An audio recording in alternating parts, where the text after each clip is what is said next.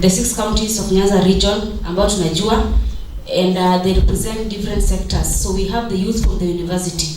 So during the plenary discussion, you will see a youth from Maseno University here akiongea. See the business young people talking. You will see the senior, you will see the PWD, you will see hiyo part ya boda boda tuko nayo. So tumechanganyika. Kuna ile part tunaalika kila mtu. We are really happy about the youths in Nyanza region because wanaiongea. My presentation will be based on 3 pertinent questions. 1, who are the youth?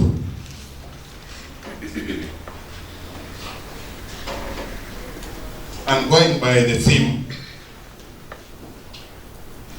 Are they human beings like the rest?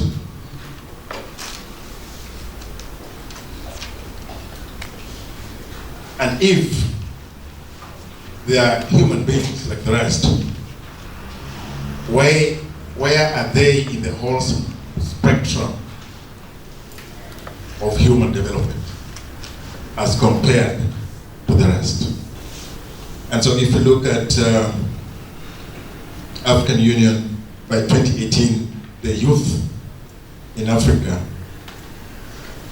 was estimated to be about 453 million. And then by 2063, there will be about over 1 billion. That is quite mind-boggling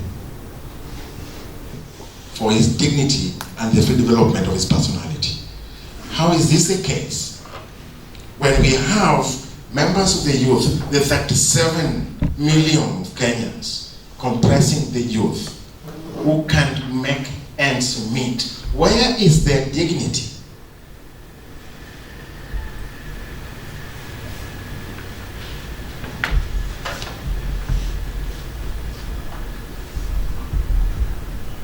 Right to education, right to environment, to employment, even to clean environment. Those are inalienable rights. A right to food, a right to safe drinking water. In this country, in this age, we got independence. In 1963, majority of Kenyans cannot access safe drinking water. They are saying to bother you when you're talking about the youth, dignified livelihoods. When our children are dying in schools because of lack of safe drinking water, where is our rights? Where is the dignity? When during drought we compete with animals, wild animals, taking water that in your language, yak. You tell somebody, are you taking that water? So technology on the one hand has deepened the financial deepening. Before, in 2008, only 6% of Kenyans were banked. In 2008, only 6% of Kenyans were banked. Right now, 74% of Kenyans are banked. That is massive. That's the power of technology, because you can bank and people are in Mshwari and everything else. They are part of the financial system. In trying to conclude, that state of the nation we are painting there, the question we asked is, what are the scenarios for the future of Kenya? And we said the 2 most important vectors that will determine our scenarios are political consensus versus political conflict. That is on the y-axis. Then on the x-axis, positive or negative economic performance.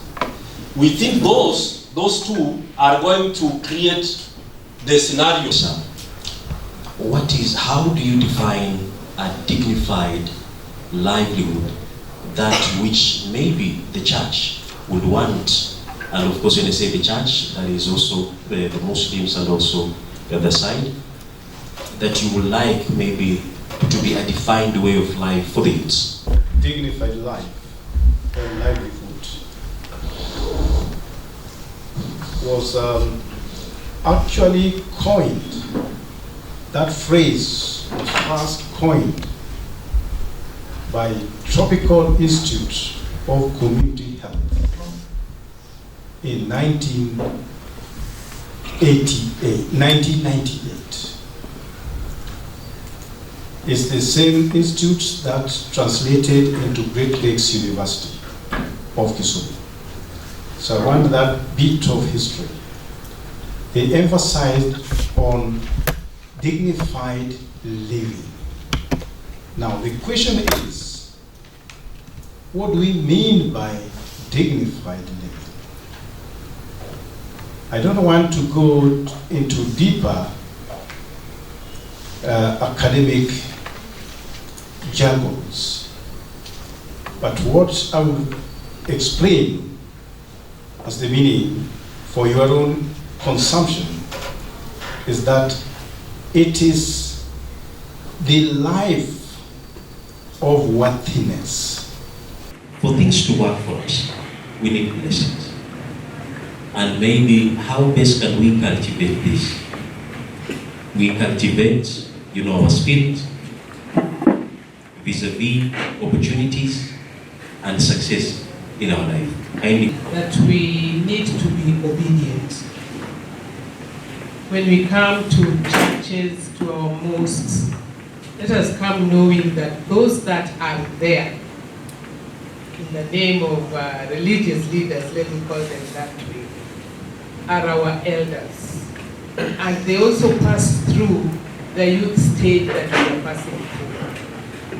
But we fail as young people because when we come in, then we start segregating the analogs and the digitals. For example, each church has its own tradition and the way they do their things. But as a young person, you'll come from church A, go to church B, and feel that church B must do what church A was doing. In terms of choosing careers, which effect do they have vis-a-vis employment, and how best are we supposed to approach them towards, finding maybe employment or maybe employing ourselves? Is that we don't nurture talents from the beginning. And we want to impose on our children things which we think they should be able to do.